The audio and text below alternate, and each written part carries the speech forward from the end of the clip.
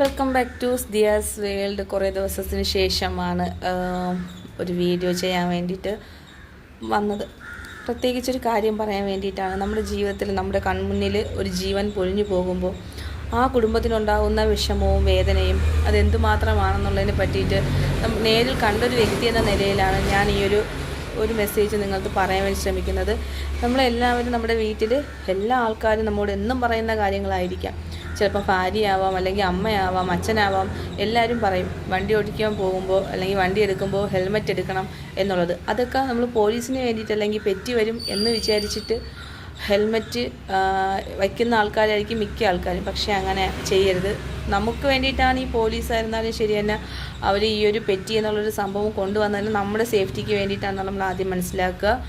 അതുകൊണ്ട് ഹെൽമെറ്റ് എന്ന് പറയുന്നത് നമ്മുടെ ജീവിതത്തിൽ അല്ലെങ്കിൽ നമ്മൾ വണ്ടി ഓടിക്കുമ്പോൾ ഒരിക്കലും മറന്നു പോകരുത്.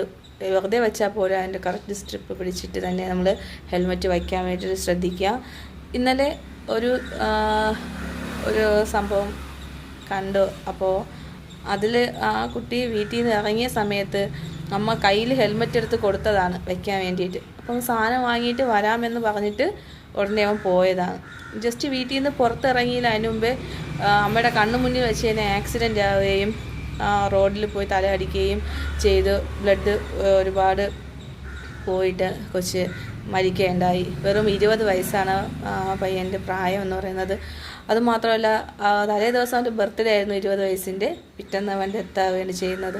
അപ്പോൾ ആ അമ്മയ്ക്ക് അതും ഒരു മകന് മാത്രമാണ്. അപ്പം 1, 2 അല്ലെങ്കിൽ 5 മക്കളോ എന്നുള്ളതല്ല, ഒരു ജീവൻ എന്ന് പറയുന്നത് നമ്മുടെ അശ്രദ്ധ കൊണ്ടിട്ട്, നമ്മൾ അടുത്തായിരുന്നാലും ശരി തന്നെ, ദൂരെ ആയിരുന്നാലും ശരി തന്നെ, നമ്മൾ പോകുമ്പോൾ നമ്മൾ ഹെൽമെറ്റ് എന്ന് പറയുന്നത് നമ്മുടെ സേഫ്റ്റിക്ക് വേണ്ടിയിട്ട് നമ്മൾ വയ്ക്കാൻ വേണ്ടിയിട്ട് ശ്രമിക്കുക.